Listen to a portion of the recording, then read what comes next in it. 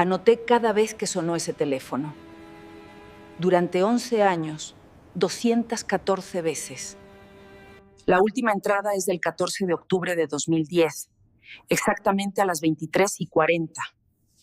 El mismo día, la misma hora en que desapareció Valeria. Alguien llamó. No dijo nada. Solo respiró durante 38 segundos y colgó. Y yo supe que esa persona sabía dónde estaba mi hija. El 14 de octubre de 2010, a las 23:40, un teléfono sonó en una casa del interior de la ciudad. Una mujer de 58 años se levantó como lo había hecho 213 veces antes, con la esperanza intacta y el cuerpo ya cansado de esa misma esperanza.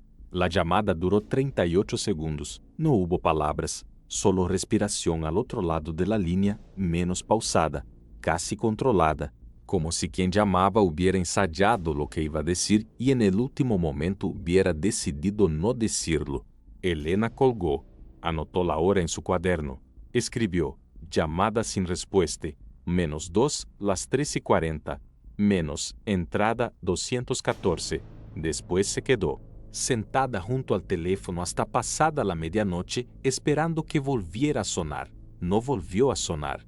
Lo que Elena sabía menos y lo que la dejó paralizada frente a ese aparato durante horas era que el 14 de octubre de 1999, a exactamente las 23:40, su hija Valeria había salido del campus universitario y nunca más había regresado. Esa llamada no era una coincidencia, era un mensaje. Valeria tenía 21 años cuando desapareció. Era estudiante de tercer año de letras, inteligente y reservada por elección propia. No, era tímida, era selectiva. Escribía un diario que nunca fue encontrado. Caminaba sola de madrugada por el campus y tenía una sola amiga verdadera, una chica llamada Camila. El expediente oficial dice que la investigación fue abierta en octubre de 1999 y archivada en diciembre del mismo año. Menos de 2 meses. El caso fue clasificado como desaparición voluntaria de mayor de edad, sin cuerpo, sin confesión, sin cierre, sin nada que se pareciera a la verdad. Durante 11 años, Elena vivió con ese teléfono como si fuera un altar. Pagó la factura mensual sin excepción. Renovó el contrato cada año. Cada vez que consideró cambiar el número, lo pensó 2 veces porque si Valeria algún día intentaba llamar, tenía que poder encontrarla. 214 veces. Ese número lo dice todo. No es solo la cantidad de veces que sonó ese teléfono en 11 años. Es la cantidad de veces que Elena se levantó con el corazón detenido, creyendo que esta vez sería distinto, que esta vez habría una voz al otro lado. Si alguna vez pensaste que esperar 11 años por una respuesta es demasiado, quédate hasta el final de este video, porque lo que esa llamada desencadenó cambió por completo todo lo que se creía saber sobre esta historia. Y, si te importan los casos donde el silencio fue la única arma, suscríbete ahora.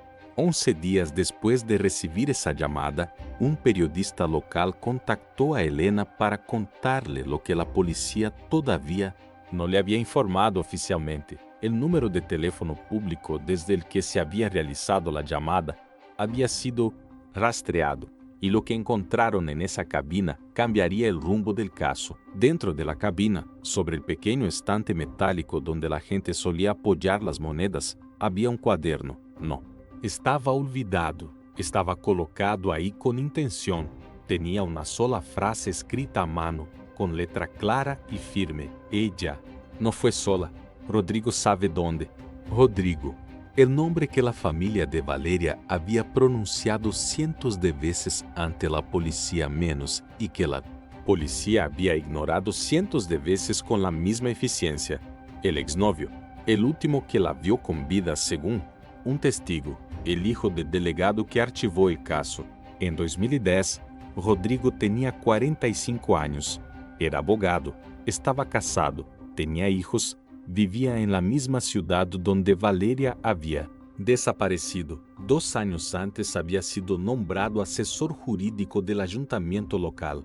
Era, para cualquier observador externo, un hombre que había construido una vida perfectamente ordenada, pero una frase en un cuaderno dejada en una cabina telefónica por alguien que no quiso dar la cara acababa de romper 11 años de silencio. Y lo que esa frase implicaba, menos si era verdad, significaba que el archivamiento de 1999 no había sido un error, había sido una decisión. La pregunta no era solo quién había dejado ese cuaderno, la pregunta real era ¿por qué ahora? ¿Por qué el 14 de octubre? ¿Por qué a esa hora exacta?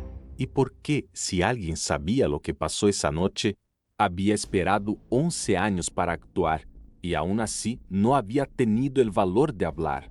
Esta es la historia de Valeria, pero también es la historia de lo que pasa cuando un sistema protege a quienes deberían ser investigados. Es la historia de un silencio que duró más de una década y es la historia de una llamada que nadie atendió, menos y que sin embargo terminó diciéndolo todo. Para entender lo que pasó la noche del 14 de octubre de 1999, hay que entender primero el lugar. La ciudad era de tamaño mediano, de esas donde todos se conocen por nombre o por familia.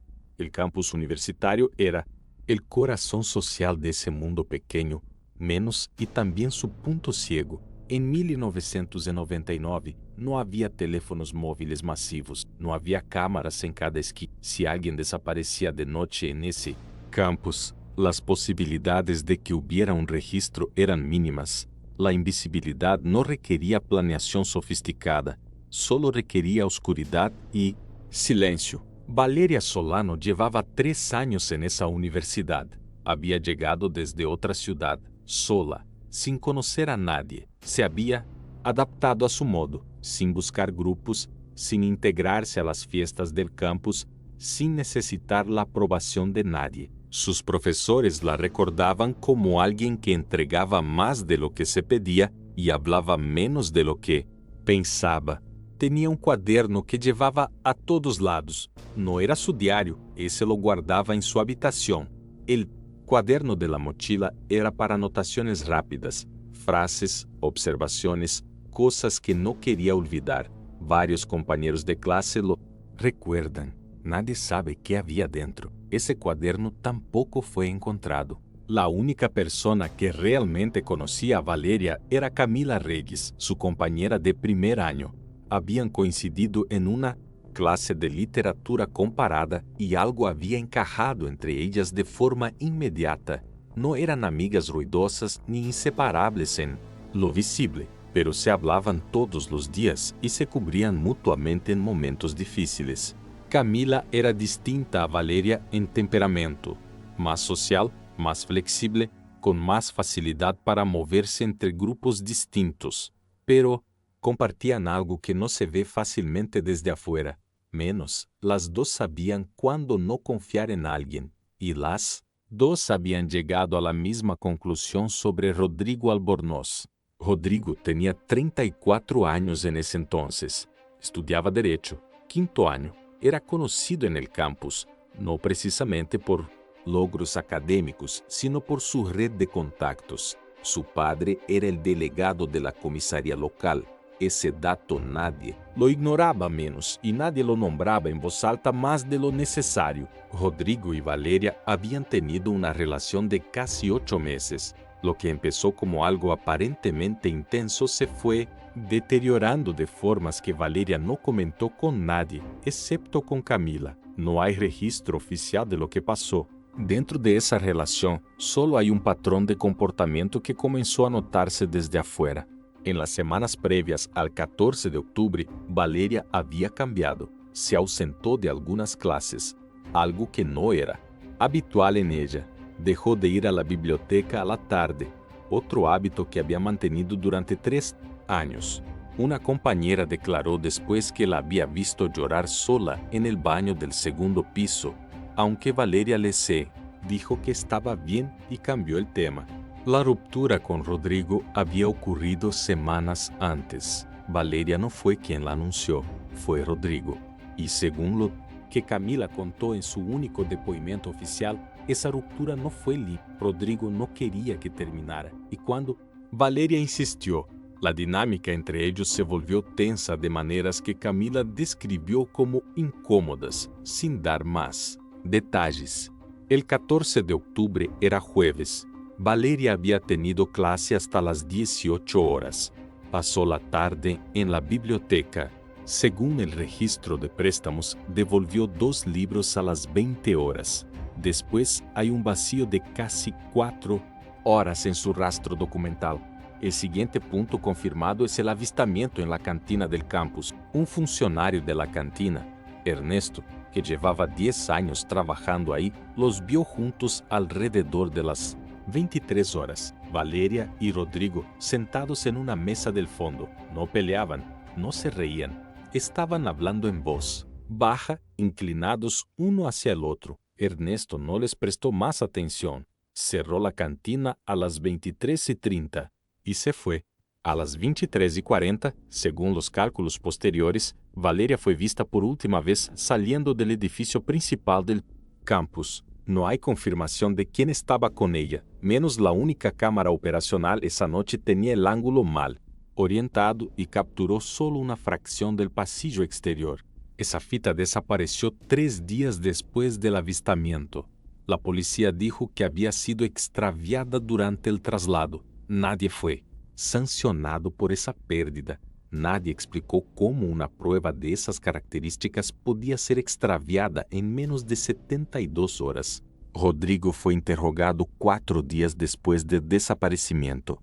Negó haber visto a Valeria esa noche. Dijo que habían tenido contacto esporádico desde la ruptura, pero que esa tarde no había estado en el campus. Ningún investigador confrontó esa versión con el testimonio de Ernesto.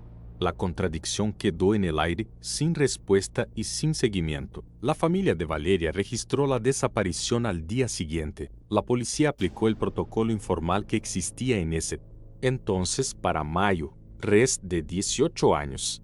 Esperar 72 horas antes de iniciar la búsqueda activa. Esas 72 horas fueron las primeras de muchas decisiones que el tiempo convertiría en errores irreparables. La investigación oficial del caso Valeria Solano duró 53 días. 53 días desde que la familia presentó la denuncia hasta que el expediente fue sellado con un sello de caucho y archivado en un estante de la comisaría local. No hubo conferencia de prensa, no hubo comunicado, solo un papel firmado que decía que no había elementos suficientes para continuar. Ese papel lo firmó el comisario interino de la zona. El titular de la comisaría, menos el delegado principal, estaba de licencia durante esa semana. Su apellido era Albornoz, el mismo apellido que Rodrigo llevaba desde que nació. No hace falta probar una conspiración para entender lo que pasó. A veces basta con entender cómo funcionan los sistemas pequeños. ¿Quién conoce a quién? ¿Quién le debe un favor a quién? ¿Qué conversaciones ocurren en los pasillos antes de que se escriba cualquier informe oficial? En ciudades donde todos se conocen, la justicia rara vez es ciega, a menos y, en 1999, en ese campus, en esa comisaría, nadie hizo el esfuerzo de vendarse los ojos. El protocolo de espera de 72 horas para mayores de 18 años no era una ley, era una práctica, una costumbre no escrita que la comisaría aplicaba de forma selectiva, a menos, y que en el caso de Valeria fue aplicada con una puntualidad que llamó la atención de al menos un periodista local que cubrió el caso brevemente antes de que dejara de tener visibilidad pública. Esas 72 horas fueron críticas. Los primeros 3 días después de una desaparición son los más importantes en cualquier investigación. Las huellas se borran, los testigos olvidan detalles, los rastros físicos se contaminan o desaparecen. Cuando la búsqueda activa comenzó, el campus ya había sido transitado por cientos de personas durante 3 días normales de clases. La cámara de seguridad fue el primer eslabón que se rompió. La policía solicitó la fita con 4 días de retraso y cuando fue a buscarla, el responsable técnico de campus dijo que había sido traspapelada durante un mantenimiento de rutina. Nadie preguntó cuándo había ocurrido ese mantenimiento. Nadie pidió un registro escrito. La fita simplemente dejó de existir. Camila fue llamada a declarar una sola vez. Su depoimento fue tomado por un agente de rango bajo, sin grabación, sin abogado presente y sin ningún protocolo formal de testimonio. Lo que quedó registrado fue genérico, que Valeria estaba bien. En general, que la ruptura con Rodrigo había sido difícil pero ya estaba superada y que no sabía nada de planes para esa noche. Ese depoimento tiene 3 problemas que cualquier investigador con experiencia hubiera notado de inmediato. Primero, Camila no fue consultada sobre el avistamiento en la cantina A-N. Adie le preguntó si sabía que Valeria iba a verse con Rodrigo esa noche. Segundo, la frase "ya estaba superada" contrasta directamente con lo que otros testigos describieron sobre el estado emocional de Valeria en las semanas previas. Tercero, el agente que tomó el testimonio no hizo ninguna pregunta de seguimiento. 0. Un depoimento de 4 páginas sin una sola repregunta. Rodrigo fue interrogado una segunda vez ya en noviembre. Para entonces tenía un abogado presente, menos algo inusual para alguien que, oficialmente, era solo testigo. El interrogatorio duró menos de 40 minutos. Su versión no cambió en ningún punto sustancial y el investigador a cargo no confrontó ninguna de las contradicciones que existían en el expediente. Ernesto, el funcionario de la cantina que los había visto juntos esa noche, nunca fue citado formalmente a declarar. Él mismo se presentó 2 semanas después del desaparecimiento para ofrecer su testimonio, y fue atendido por un agente que tomó nota a mano en una hoja suelta que no fue adjuntada al expediente principal.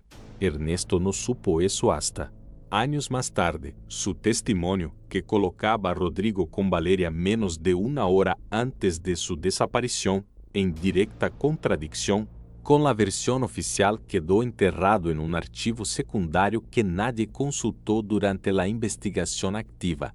No fue un error administrativo accidental, era demasiado limpio para ser accidental.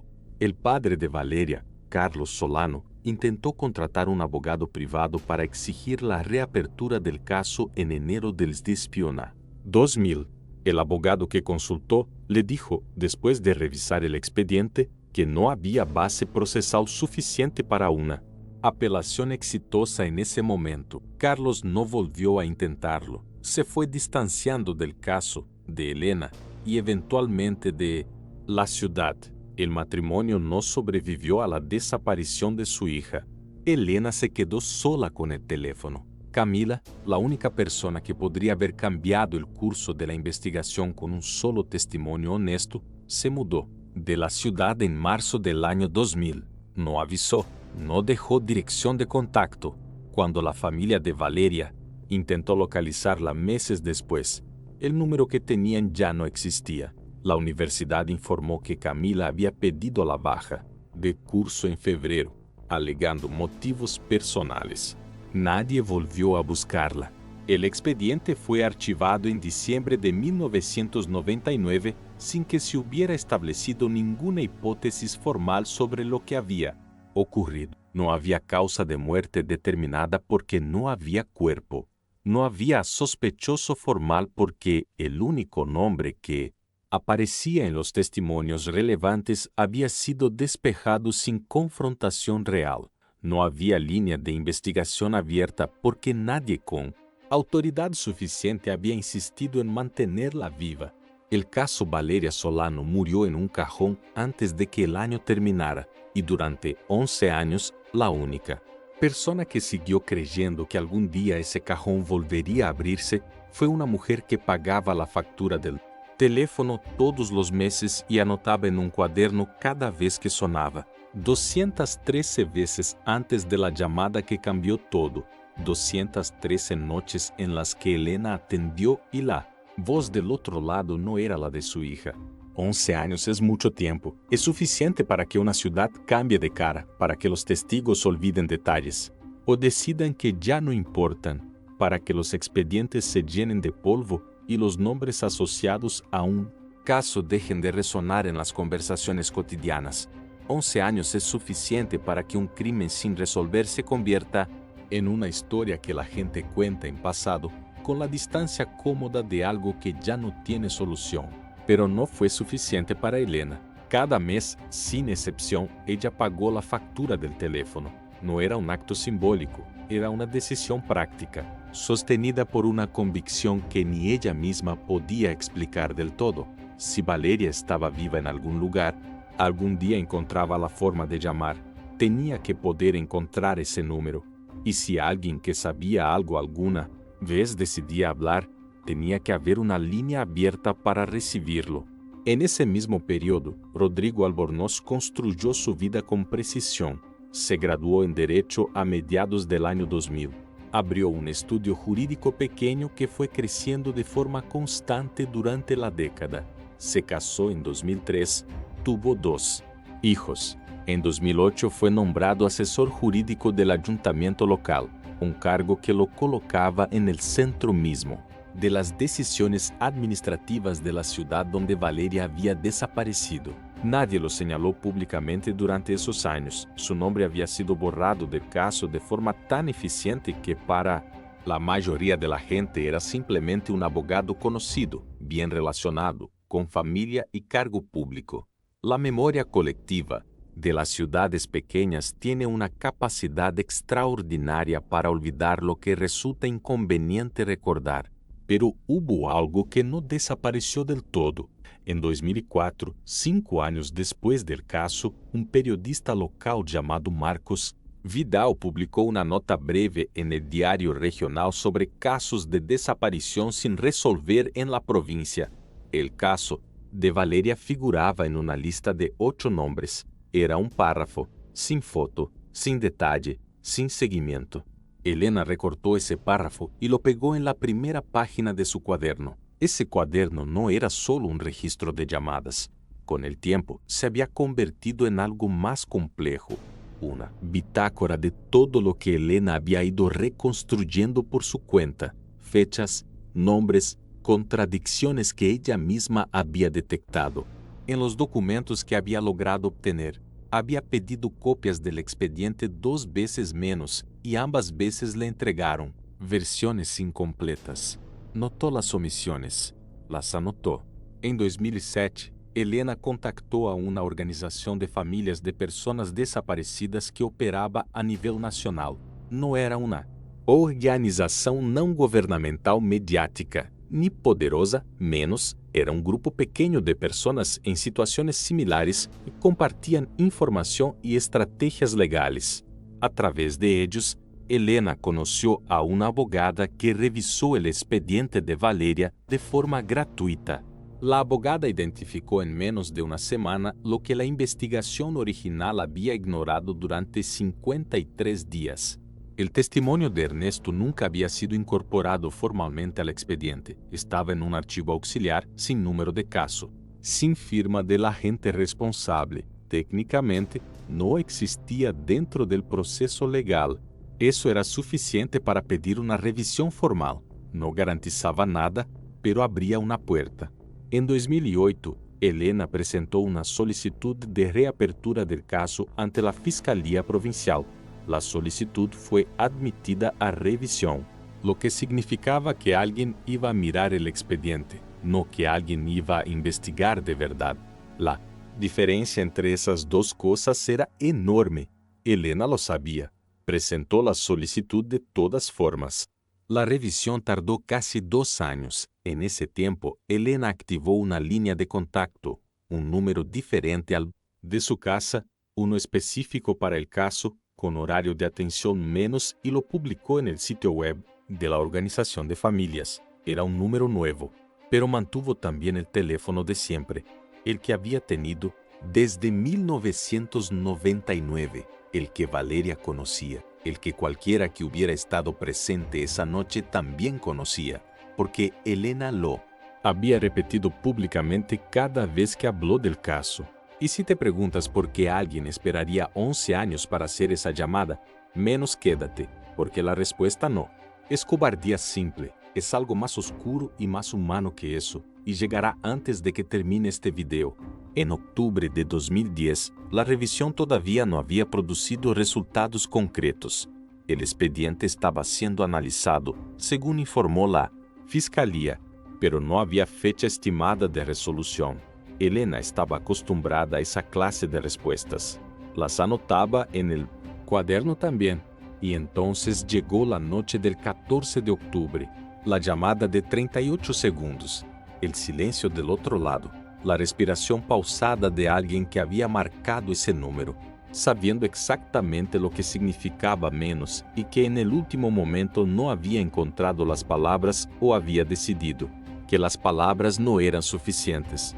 Elena no durmió esa noche. A las 3 de la mañana, llamó al número de la fiscalía y dejó un mensaje. A las 8 de la mañana, estaba en la puerta del edificio esperando que abrieran. Le llevó 4 días conseguir que alguien con autoridad suficiente ordenara el rastreo del número desde el que se había hecho la llamada. 11 días después del rastreo, encontraron la cabina, y dentro de la cabina, el cuaderno con una sola frase. Y esa frase tenía un nombre, el nombre de Rodrigo Albornoz, 11 años después de haber sido protegido por el sistema que su padre controlaba, aparecía, escrito a mano, en un cuaderno dejado en una cabina telefónica, menos eso locado ahí por alguien que sabía lo suficiente para escribirlo, pero que no había podido o no había querido decirlo en voz alta. La pregunta que la fiscalía, Elena y el periodista Marcos Vidal, que volvió al caso en cuanto se enteró del hallazgo, se hacían al mismo tiempo era la misma. ¿Quién había dejado ese cuaderno? ¿Quién sabía lo que decía esa frase? ¿Y por qué lo había hecho así, en silencio, a escondidas, sin nombre propio en lugar de llamar a la fiscalía directamente? La respuesta a esa pregunta tenía un nombre, y ese nombre era Camila. Camila Reyes tenía 32 años en octubre de 2010. Vivía en otra ciudad, a casi 400 kilómetros de donde había estudiado. Había rehecho su vida con la misma eficiencia silenciosa con la que había abandonado la anterior. Nuevo trabajo, nuevo entorno, pocas conexiones con el pasado, nada que la vinculara públicamente al caso de Valeria. Pero en julio de 2010, 3 meses antes de la llamada, Camila había recibido un diagnóstico médico que lo cambió todo, un tumor avanzado. El pronóstico no era bueno, y algo en ese diagnóstico, menos algo en la confrontación directa, con el tiempo que le quedaba, menos había roto el mecanismo que había mantenido su silencio durante 11 años. Los especialistas en trauma psicológico tienen un nombre para lo que le había pasado a Camila durante esa década. No, es cobardía en el sentido ordinario, es disociación inducida por trauma agudo, la mente que literalmente construye una pared entre el presente y el recuerdo perturbador, permitiendo funcionar con normalidad mientras el peso de lo que se sabe queda encapsulado en un espacio que no se toca. Camila había sido testigo de algo esa noche. No había participado, pero había visto suficiente como para que su testimonio hubiera cambiado el curso de la investigación y en lugar de hablar, había hecho lo que hacen muchas personas que no tienen la estructura emocional ni el respaldo institucional para enfrentarse a alguien con el apellido Albornoz. Había callado, sí, había ido y había intentado olvidar. Durante 11 años casi lo había logrado. El diagnóstico destruyó esa construcción de golpe, no de forma dramática, a menos no fue una noche de llanto ni una decisión repentina. Fue algo más lento y más pesado. La comprensión gradual de que si moría sin decir lo que sabía, esa verdad moría con ella, y que Rodrigo seguiría siendo asesor jurídico del ayuntamiento, y que Elena seguiría pagando la factura del teléfono esperando una llamada que nunca llegaba. Lo que Camila hizo primero no fue llamar, fue buscar. Revisó todo lo que había guardado de esa época menos y entre sus cosas encontró algo que había olvidado que tenía una fotografía tomada en el cuarto de Valeria, semanas antes del desaparecimiento con una cámara descartable. La fotografía mostraba una página abierta del diario de Valeria. Camila la había tomado sin un motivo claro en ese momento, uno de esos actos instintivos que no se explican hasta que el tiempo les da sentido. En esa página, con la letra pequeña y apretada que era característica de Valeria, había una anotación fechada una semana antes del 14 de octubre. El contenido exacto de esa anotación nunca fue hecho público en su totalidad, pero lo que trascendió a través del periodista Marcos Vidal, que tuvo acceso a una descripción parcial, era suficiente para entender el estado en que Valeria se encontraba esos días. Escribía sobre miedo, no sobre tristeza por la ruptura, no sobre nostalgia, menos sobre miedo concreto y presente, sobre alguien que no aceptaba el fin, sobre una conversación que había tenido lugar en un lugar que ella describía como el pasillo del fondo, que coincidía con la zona trasera del edificio principal del campus, sobre algo que le habían dicho y que no quería repetir porque escribirlo lo hacía más real. La última frase visible en la fotografía decía: si algo me pasa, que alguien sepa que no fue mi decisión. Camila había cargado esa fotografía durante 11 años sin mirarla. La había metido en una caja, la caja en un armario y el armario en el fondo de una habitación que raramente abría, pero estaba ahí. Y en agosto de 2010, 2 meses antes de la llamada, la sacó, la miró y entendió que ya no podía seguir siendo la única que sabía que existía. El problema era cómo actuar. Ir directamente a la policía significaba exponer su propio silencio de 11 años, un silencio que, dependiendo de cómo se interpretara, podía tener consecuencias legales para ella. Ir a la prensa sin pruebas sólidas significaba exponer a Helena a una nueva ola de atención pública que podía no llevar a ningún lado, y enfrentar a Rodrigo directamente era algo que Camila simplemente no podía considerar. Entonces eligió el camino del medio, el camino de quien quiere decir la verdad pero todavía le tiene miedo a las consecuencias de decirla en voz alta. El 14 de octubre de 2010, Camila condujo hasta la ciudad donde había estudiado. No avisó a nadie. Llegó de noche. Buscó una cabina telefónica en una calle secundaria, menos de esas que ya casi no existían en 2010, pero que en esa ciudad todavía quedaban algunas. Marcó el número que Helena había publicado en el sitio web de la Organización de Familias, el número que llevaba activo desde 1999. Esperó.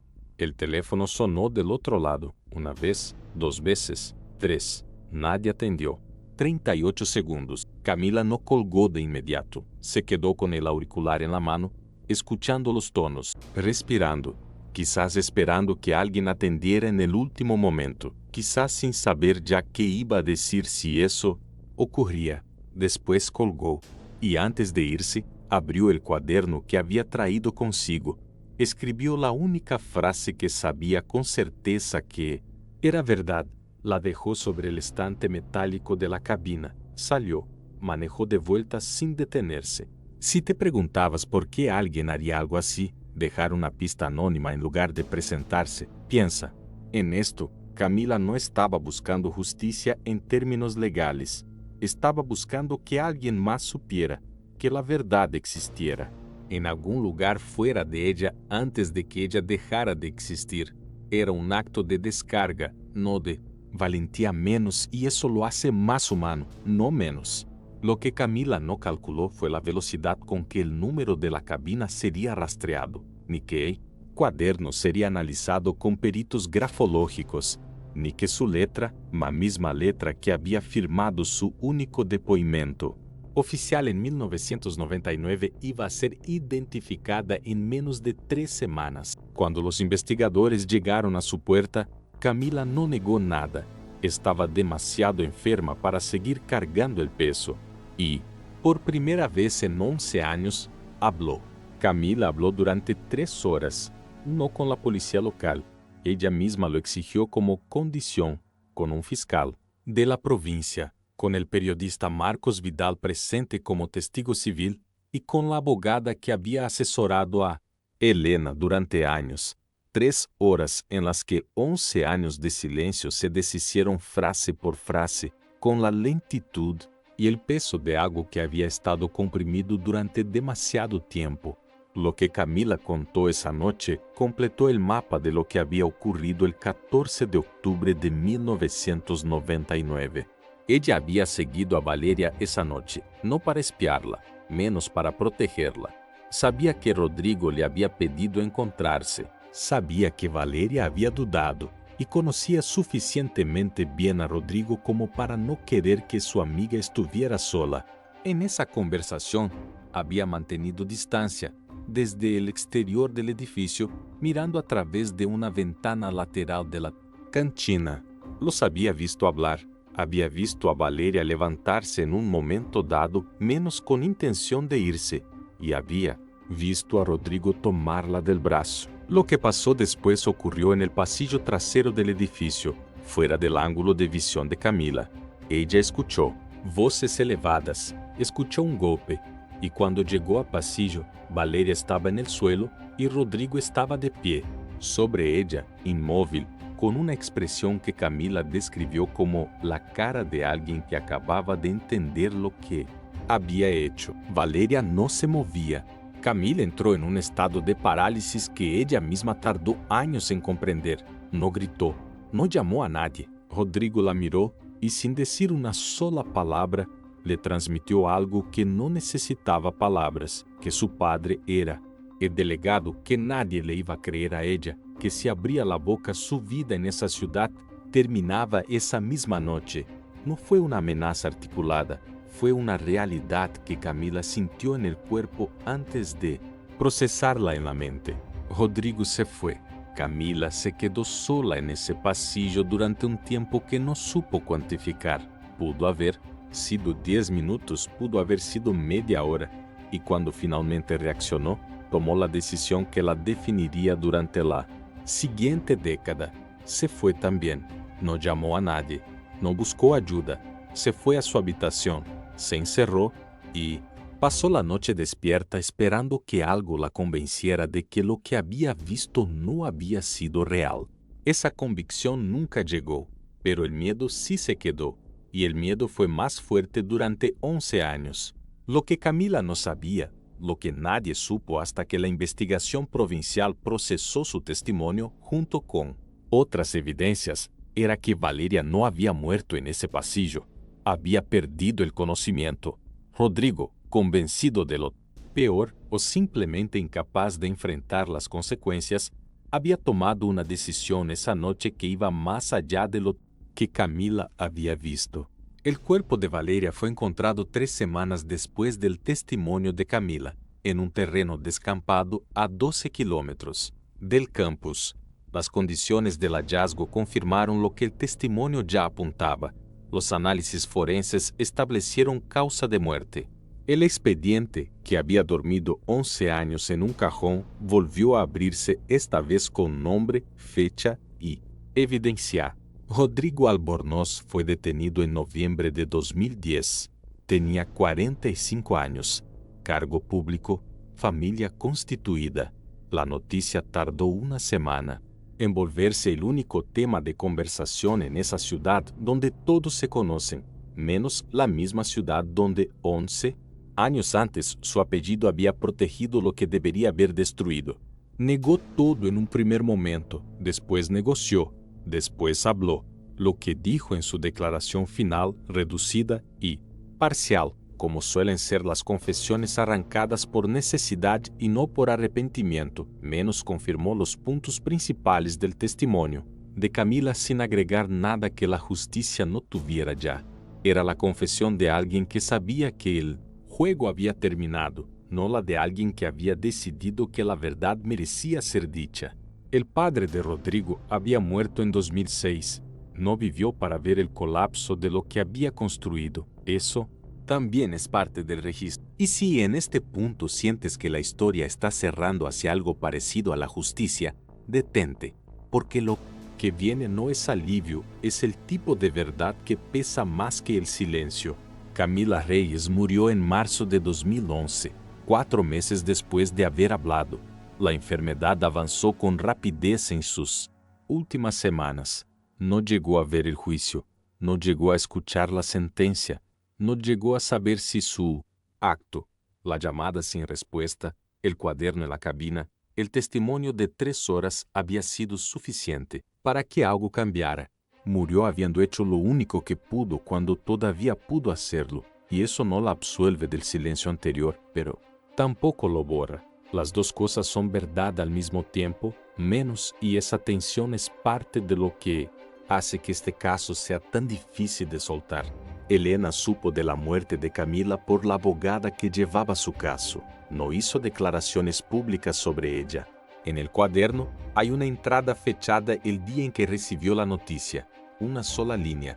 Murió la chica, que la vio, la única que estaba ahí. El juicio contra Rodrigo concluyó en 2013. Fue declarado culpable. La sentencia fue de 23 años. Elena no fue a tribunal el día de la lectura del fallo. Mandó una carta que fue leída por su abogada. En esa carta no había triunfo. Había una sola pregunta que nadie pudo responderle. ¿Dónde estuvo Valeria durante esas 12 horas entre el pasillo y el descampado? Esa pregunta sigue sin respuesta oficial.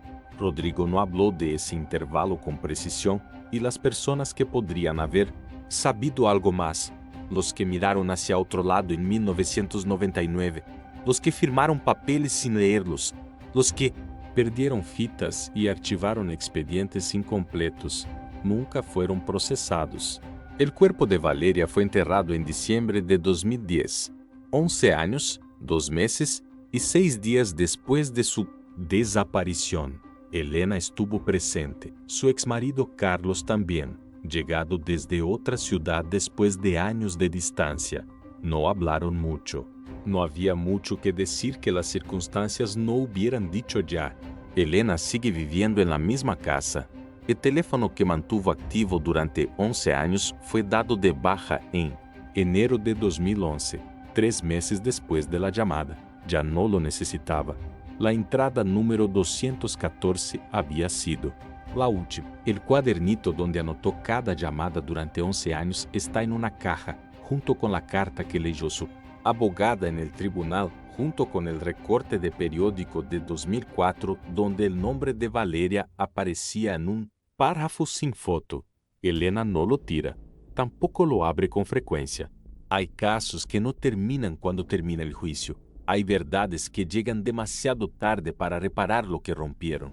Y hay silencios que, una vez rotos, revelan no una respuesta, sino el contorno exacto de todo lo que se perdió mientras nadie hablaba. Valeria tenía 21 años, escribía un diario que nadie encontró. Caminaba sola de madrugada porque le gustaba la quietud. Y, en la última página que alguien fotografió, escribió una frase que no debería haber necesitado escribir. Eso es lo que quedó, no la sentencia, no el proceso.